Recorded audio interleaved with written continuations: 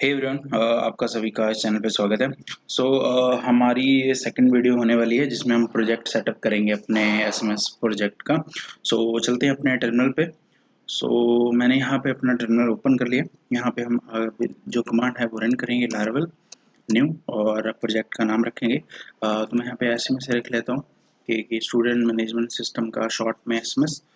तो अगर आपने प्रोजेक्ट की जो वीडियो है वो कैसे सेटअप करते हैं इनिशियल में, तो आप चैनल पे जाके जाके देख सकते हो। ये वाली वीडियो है, इसमें आपको सारी चीज़ें मिल जाएंगी। ठीक है। यहाँ पे हमें पूछ रहा है कि कौन सा हमें स्टार्टर किट यूज़ करना है। हम बेसिक से सब कुछ बनाएंगे, तो अभी नन कर लेते हैं। पेस्ट हम यहाँ पे यूज़ कर लेते हैं टेस्टिंग के लिए। ठीक है। अगर आप ब्रीज या जेट स्ट्रीम यूज़ करते हो, आपको ऑलरेडी बना बनाया लॉगिन और साइन अप का सिस्टम मिल जाता है। बट हम अपने प्रोजेक्ट में स्क्रैच से सारा कुछ बनाएंगे, तो मैंने यहाँ पे नन ही चूज़ किया। मतलब मैं कोई स्टार्टर किट यूज़ नहीं करना चाहता। ठीक है। तो प्रोजेक्ट अभी बिल्ड हो रहा है, बिल्ड होने देते हैं। जैसे ही कुछ नया पूछता है तो मैं आपको वीडियो को रिज्यूम करूँगा।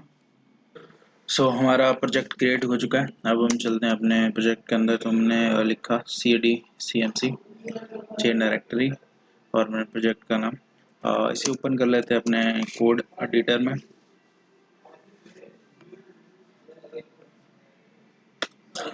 यहाँ पे हमारा जो प्रोजेक्ट है वो ओपन हो चुका है हमारा बीएस कोड में। तो यहाँ पे मैं वन बाय वन आपको ओवरव्यू दे देता हूँ कि क्या क्या फोल्डर है हमारे पास और उनका क्या क्या काम है। फिर हम वन बाय वन इनके साथ काम करेंगे। ठीक है। जब भी हम प्रोजेक्ट बनाते हैं अपने लारावेल की हेल्प से, लारावेल फ्रेमवर्क की हेल्प से या लारावेल जो कमांड है उसके हेल्प से जब भी प्रोजेक्ट बनाते हैं, तो बाय डिफॉल्ट ये हमें फोल्डर स्ट्रक्चर मिलता है। ठीक है। ये कंसिस्टेंट यही रहता है ओवरऑल। जब भी आप किसी भी प्रोजेक्ट के साथ काम करते हो, यही मैक्सिमम इसी प्रोजेक्ट यही प्रोजेक्ट आपका जो स्ट्रक्चर रहता है प्रोजेक्ट का। तो हमें आसानी रहती है कि जब भी हम किसी और के प्रोजेक्ट पे काम करते हैं या कोई और हमारे प्रोजेक्ट पे काम करता है, तो एक कंसिस्टेंसी सी बनी रहती है कि पता रहेगा हमें भी और दूसरे डेवलपर को भी कि कौन सी चीज़ हमें कहाँ मिलेगी। जैसे एग्जांपल मान लेते हैं कॉन्फ़िगरेशन की फाइल है, तो वो कहाँ मिलेगी। अगर हमें कोई एनवायरनमेंट डाटाबेस, बेसिकली डाटाबेस का नाम चेंज करना है, ठीक है, वो वाली वैल्यू कहाँ फिल करेंगे, तो वो कंसिस्टेंट रहता है कि यहाँ पे ही लिखनी है। ठीक है। तो इसकी वजह से होता क्या है कि बहुत सारे जो डेवलपर हैं या टीम मेंबर्स हैं, वो इजीली जो है एक प्रोजेक्ट पे काम कर सकते हैं। ठीक है। मिक्स का इसमें यहाँ पे कोई सिस्टम नहीं रहता। मैं आपको वन बाय वन प्रोजेक्ट के बारे में, पहले फोल्डर स्ट्रक्चर के बारे में बताता हूँ। ठीक है। बाद में हम देखेंगे हमें क्या क्या करना है अपने प्रोजेक्ट में। तो सबसे पहले हमारा जो टॉप पे प्रोजेक्ट जो फोल्डर है हमारे प्रोजेक्ट के अंदर, वो है ऐप। अब यहाँ पे बेसिकली हम क्या करेंगे, अपने जो कंट्रोलर्स होंगे, बिजनेस लॉजिक होगा, वो कंट्रोलर्स में यहाँ पे लिखेंगे। ठीक है। HTTP के अंदर आप देख सकते हो कंट्रोलर नाम का फोल्डर है, उसके अंदर हमारे पास जितना भी कंट्रोलर होंगे या जितने भी हम जो बिजनेस लॉजिक है बेसिकली, वो यहाँ पे हम लिखेंगे। ठीक है। नेक्स्ट चीज, हम मॉडल जो बनाएंगे वो यहाँ पे बनाएंगे। ठीक है। MVC आर्किटेक्चर फॉलो करता है लारावेल, तो उसमें जो MVC M फॉर मॉडल, वो सारे मॉडल हम यहीं पे क्रिएट करेंगे। मतलब क्या है कि जो हमारे डेटाबेस है या जो डेटा है, बेसिकली उसका स्ट्रक्चर क्या रहेगा, टेबल का स्ट्रक्चर क्या रहेगा, उसमें कौन कौन से कॉलम होंगे। ठीक है। हम तो वो सारी चीज़ हम यहाँ पे डिफाइन कर सकते हैं अपने मॉडल्स में, ताकि डेटा हम फेच कर पाएँ, रिट्रीव कर पाएँ, अपडेट डिलीट कर पाएँ। वो सारी चीज़ हम मॉडल की हेल्प से ही करेंगे और बहुत ही ईजी होती है इसमें लारावेल में, तो हम देखेंगे आगे चल के। नेक्स्ट चीज़, ये बाय डिफ़ॉल्ट होता है हमारे पास प्रोवाइडर्स। और इसमें हम क्या करते हैं कि कुछ जो हमें स्टार्टिंग में चलाने पड़ते हैं, कुछ हमें पैकेजेस, तो वो सारे हम यहाँ पे बूट में रख सकते हैं। तो इसके हम मैक्सिमम यूज़ नहीं करते। नेक्स्ट इज अ बूटस्ट्रैप में एक तो यहाँ पे है कैचे फोल्डर। जो भी हम प्रोजेक्ट बनाते हैं, तो उसके अंदर जो क्लासेस यूज़ हो रही हैं वो क्या है, कैचे के फॉर्म में यहाँ पे स्टोर होती रहती हैं। ठीक है। पैकेजेस, सर्विसेज जो भी हैं कैसे में स्टोर होती रहते हैं, तो उससे क्या है, फास्ट हो जाती है। ठीक है।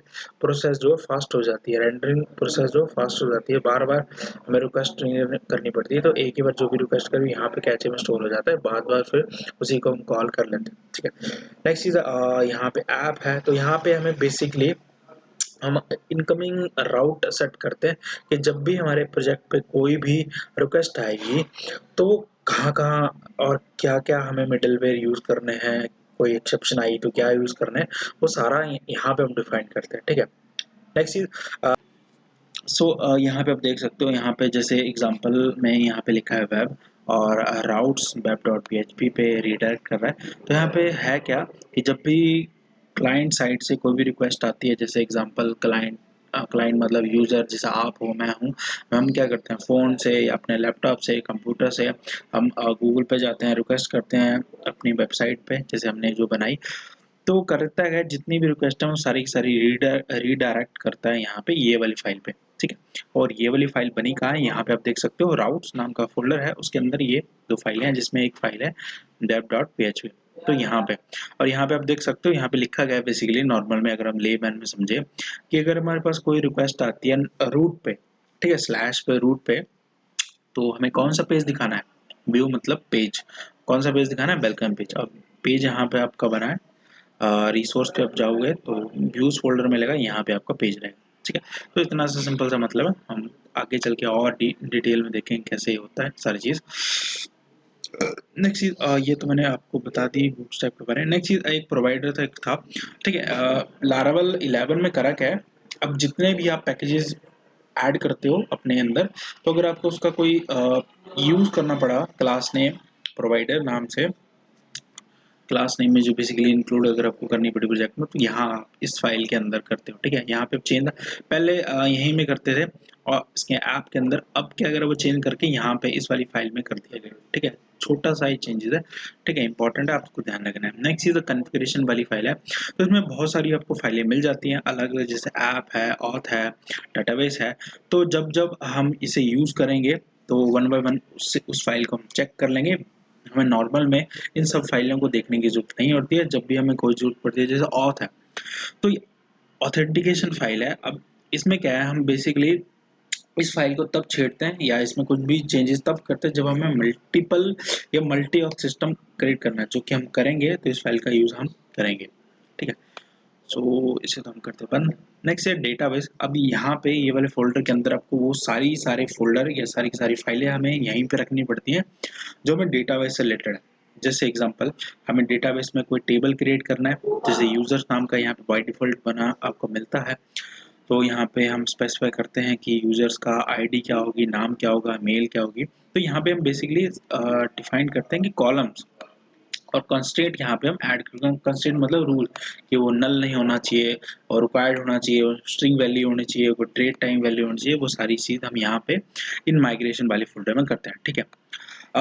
अगर मैं मोटा मोटा बताऊं फैक्ट्री और सीडर के बारे में, तो अगर हमें बाई डिफॉल्ट कुछ वैल्यूज या रैंडम वैल्यूज ऐड करनी पड़ी कभी अपने प्रोजेक्ट में, क्योंकि जैसे मान लेते हैं अगर हम कोई, जैसे हम आगे चल के स्टूडेंट के ऊपर काम करेंगे, तो मैं तो मैं क्या करता हूँ, वन बाय वन वैल्यू ना डाल के यहाँ पे रेंडमली जनरेट कर दूंगा 100 यूजर या 100 स्टूडेंट्स का डेटा, 1000 स्टूडेंट्स का डेटा, और ठीक है उस पर हम काम कर सकते हैं फ्री इजीली, क्योंकि वन बाय वन ऐड करने के बजाय हम क्या कर सकते हैं, सीडर्स का यूज कर सकते हैं, ताकि हम एक ही कमांड की हेल्प से रैंडमली बहुत सारे जो डेटा है वो जनरेट कर पाए और यूज़ कर पाए, ठीक है, अपने फॉर टेस्टिंग पर्पज से। फिर तब बाद में हम इस चीज़ को यूज़ नहीं करते, इस चीज़ को हटा देते हैं, ठीक है। ये सिर्फ डेवलपमेंट के टाइम पे हम यूज़ करते हैं, पर माइग्रेशन फोल्डर है ये मेन है, यहाँ पे हम बेसिकली डिफाइन करते हैं कि कौन कौन से टेबल होंगे हमारे पास डेटाबेस के अंदर, ठीक है। नेक्स्ट चीज यहाँ पे आप देख सकते हो एक डेटाबेस डॉट SQLite है। बाय डिफॉल्ट जब भी आप अगर आप अपना प्रोजेक्ट बना रहे हो लारावेल के अंदर, तो MySQLite का सपोर्ट आपका मिल जाता है बाय डिफॉल्ट। अगर आपको ये चीज़ नहीं यूज़ करनी है, जो SQLite है वो डेटाबेस अगर आपको यूज़ नहीं करना, तो आप इस फाइल को हटा भी सकते हो, ठीक है। तो हमें नहीं यूज़ करना चाहते तो मैं इस फाइल को हटा भी देता हूँ।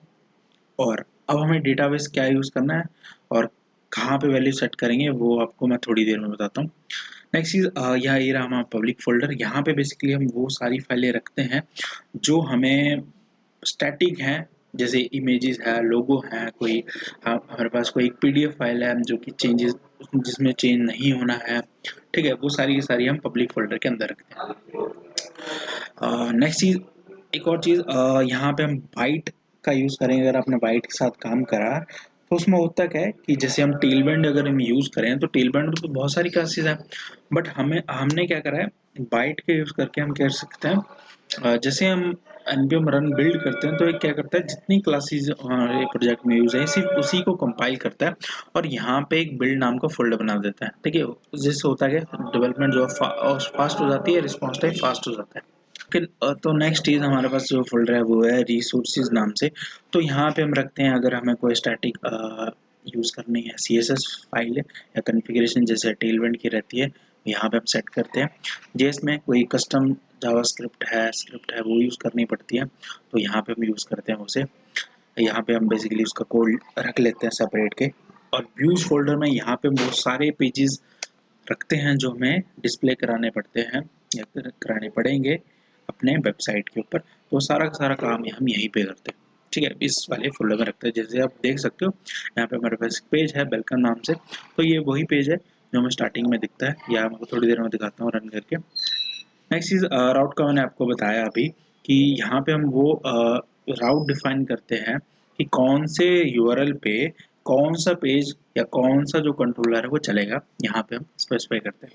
ठीक, तो यहाँ पे एक वेब है जो वेबसाइट के रिलेटेड जो होती है, जैसे नॉर्मल हम वेबसाइट यूज़ करते हैं वो सारे के सारे रूट यहाँ पे रखते हैं।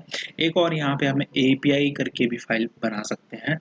ठीक है, और वो यूज़ होती है जब हम API डेवलपमेंट करते हैं। तो API के थ्रू जब भी रिक्वेस्ट आती है तो वो उस फाइल के अंदर जाएगी, वो भी हम आगे सीखें कैसे बनाते हैं। नेक्स्ट चीज स्टोरेज है।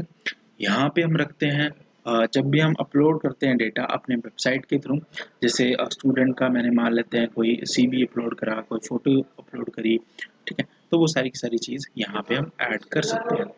ठीक है, नेक्स्ट चीज ये टेस्ट है, ये जब हम टेस्टिंग यूज़ करें तब यूज़ करेंगे। वेंडर इसे हमें कोई छेड़ने की जरूरत नहीं है, यहाँ पे वो सारी की सारी फाइलें रहती है जो पैराबल यूज़ करता है इंटरनेट। नेक्स्ट चीज एडिटर डॉट कन्फिग है, ये BS कोड की अपनी फाइल रहती है, इसे भी हमें छेड़ने की कोई जरूरत नहीं है।